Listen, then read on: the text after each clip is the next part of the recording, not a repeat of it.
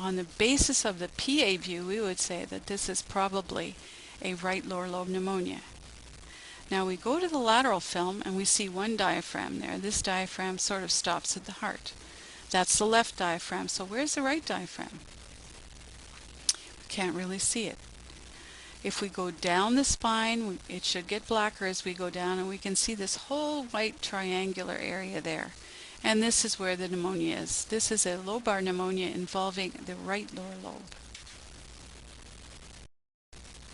Okay, what border is missing here? Well, I think we can see the right atrial border and the right diaphragm, and we can see most of the left diaphragm. But we've lost the left heart border. And there's an area of consolidation there, and it's blurred out. We go to the lateral film, and if we look at the heart on the lateral view, you can see an area of increased soft tissue density there. And this is a lingular pneumonia. And you can see it right there, this white area. This is a pneumonia in the lingula. Sometimes it's difficult to see on the lateral view, but on the PA view, if you don't have the heart border, then there's consolidation in the lung. Okay, what border is missing here? Well, we can see all the borders on the PA view. But on the lateral view, we've got the right diaphragm, which goes all the way to the front, the left diaphragm, which stops as a heart, but we can't see the posterior aspect of the left diaphragm. And this then is a left lower lobe pneumonia. If we go down the spine, it should get blacker as we go down. This one gets whiter, so that's where the pneumonia is. What are the causes of airways disease? Well, there are several that we can name. First of all, there's pneumonia. A lobar pneumonia in particular will cause airways disease. Hemorrhage into those little air spaces will cause consolidation. Pulmonary edema can be interstitial or airspace, and when it becomes severe, it causes airways disease. And finally, there's certain neoplasms which cause airways disease as well, and a few other idiopathic conditions. Now we've talked about consolidation without volume loss, and now we're going to get to consolidation with volume loss. This is also called atelectasis or collapse. So this is what it looks like. Again, the normal diaphragm on your left and the passive atelectasis diaphragm on your right. You'll notice that the major airways are patent when you have passive atelectasis, but there's consolidation in the distal air sacs. However, there's some conditions which we should recognize right away which cause collapse. And in particular, these are an endobronchial lesion. Now, endobronchial lesions are what happens in cancer.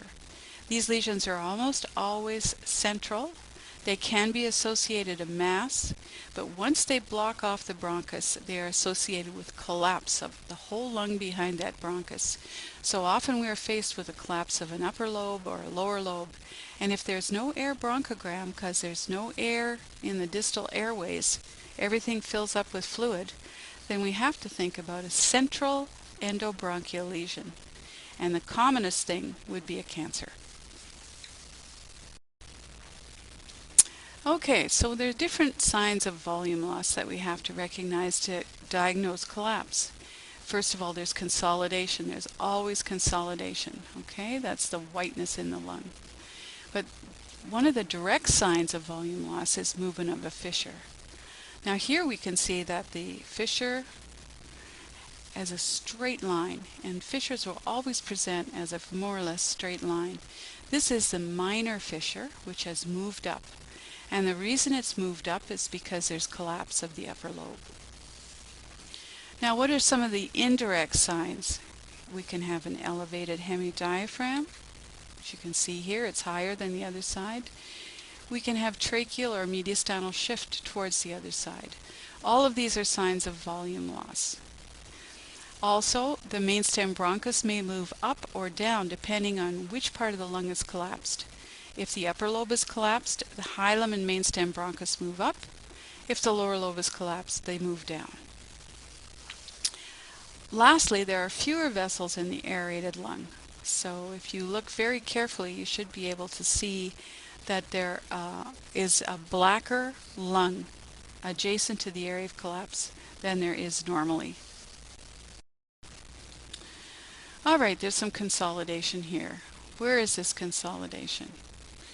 Well, if we look at this view, we can see the left hemidiaphragm, but we don't see the right hemidiaphragm and probably the right heart border as well. And there's a line going down here. This line is formed by the minor fissure, which is depressed downward. And that happens when you have collapse. Okay?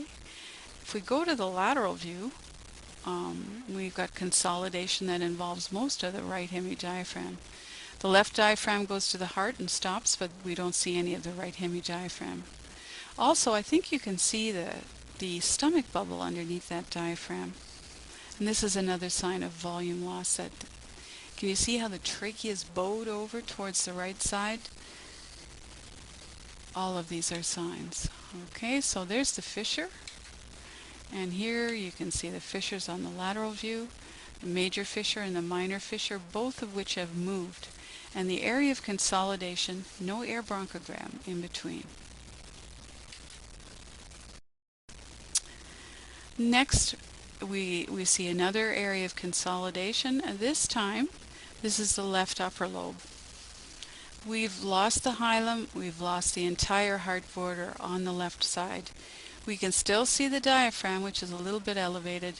Mediastinum is not shifted, and there's not much sign of volume loss here in this study. However, if we go to the lateral film, we have a line. And that line is formed by the major fissure, which is moving forward. Everything in front of that line is white. It's consolidated. Everything behind that line is aerated. So this is the upper lobe, the left upper lobe, which is collapsing anteriorly.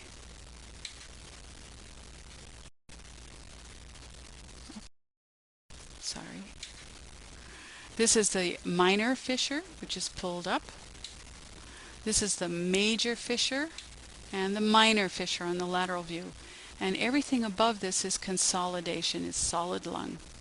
We've silhouetted the entire mediastinal border on that side.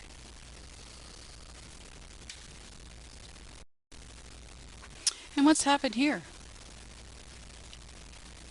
Well, we've got consolidation involving all that we can see of the left lung. We've also got evidence of volume loss. We've got a tracheal shift, and the diaphragm is shifted up. And if we look very carefully, this is a complete collapse of the left lung. And the bronchus, the main stem bronchus, is amputated centrally. This is occluded, and that's what's happened. We've occluded the main stem bronchus, and there's complete collapse of the left lung. Now we're going to talk a little bit about pleural disease. This is pneumothorax and pleural effusions. We're going to go over what they look like and spend a little bit of time there. So this is the same patient. This is a normal chest in this patient, and this is after a pneumothorax. Now there's two features here you should see. The first is that the whole lung on the abnormal side is collapsed. This is all air, and this white stuff in the middle is the lung. And we've got an air fluid level at the base. Okay. Now anytime you get a pneumothorax, you get a little fluid in the lung, you're going to get air fluid level. So it just implies if there is a level that there's air and fluid. Nothing else can cause a level. And you'll see that the left lung is unremarkable in this case. There's no mediastinal shift towards the left side, so this is just a straightforward pneumothorax. If we go to the next study, you can see that there's been a change. We've got two views here, an inspiratory view on your left and an expiratory view on your right. And you'll see that with expiration and even in inspiration, the mediastinum is shifted way over towards the right side. This implies that there is tension in the left pneumothorax and that this person needs a chest tube fairly urgently. The white structure in the center of the left hemithorax is the collapsed lung. If we look on a CT scan, this is what it looks like. You can see the air always rises, so it's going to collect wherever the most upward area of the study is. So if the patient's lying down, you're going to see the pneumothorax against the anterior chest wall. If the patient is standing up, you're going to see a pneumothorax in the apex. Now, pleural effusions, usually not too difficult to understand. We usually get a little meniscus sign here in the corners. And remember that the lateral view has the most dependent portion of the chest in it. So if you're ever going to look for a pleural effusion, you're going to look posteriorly first. That's the first place you're going to look, is on the lateral view in the posterior costovertebral angle. So a little meniscus sign and a tiny one on the lateral film. Now sometimes the fluid decides to collect in the infrapulmonary area, and it lies between the diaphragm and the pleural base of the lung. Okay? And this is called the infrapulmonary effusion. Now if we look at the normal chest x-ray here, we can see that the stomach bubble is right next to the diaphragm. But if we look at this view here, you see that the stomach bubble is well below where we think the diaphragm is. But actually the diaphragm is just above the stomach bubble, and all of the rest of that white area is infrapulmonary effusion. Now some people might not want to believe you, so the next thing you do, you're going to put the patient in a dependent position and you're going to take another film. And this is called a decubitus view. And if there is an infrapulmonary effusion, the effusion is going to run out and it's going to collect against the chest wall. Now you can see an arrow there points to fluid, and the second arrow points to the rib cage. In a normal patient, the air of the lung should go right to the edge of the rib cage. In this case, there's a whole white area between the two arrows, and that white area is fluid. Here's another X-ray. We can see here that this is an area of whiteness in the left hemithorax, but the mediastinum is shifted away from that side. It's shifted to the right side. The trachea is way over to the other side. This means there's increased volume in the left lung, and the reason for this is pleural fluid. If there was collapse of the left lung, then the mediastinum should shift into the left hemithorax. And this is a CT scan which shows exactly what might happen with a large pleural effusion. You can see the mediastinum pushed way over to the other side. So what's going on here? Okay, so we've got whiteout on the right side. Is this due to a collapse of the lung, or is it due to an effusion?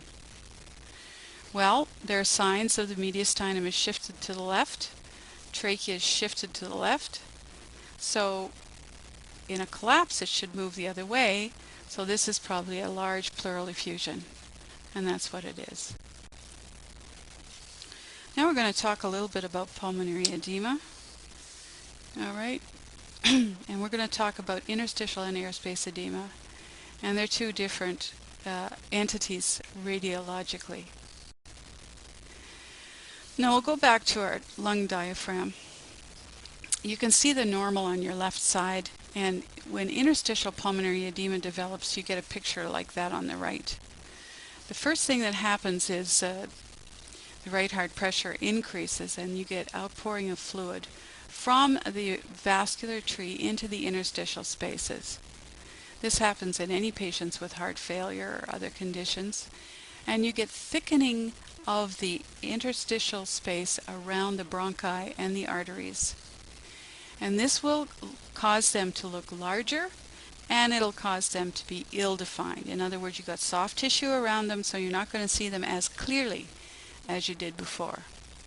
You're also going to get fluid in the subpleural interstitial space, and this space communicates with the intralobular septa and other interstitial septa that go into the lung, and these form a perpendicular pathway into the lung rising from the pleural surface. So during the initial stages of interstitial pulmonary edema, these are the two areas that are most affected. Now, we talked about vascular indistinctness. You get fluid around the vessel and around the bronchus. Around the bronchus it leads to peribronchial cuffing, but around the vessel it makes the vessel look larger and it makes it indistinct. So this is the same patient, normal on the left and with interstitial edema on the right. The vessels look larger and they're ill-defined. You can't pick one vessel out over the other. This is called perihilar edema. If we go a little further on, we start to see some more lines and different things.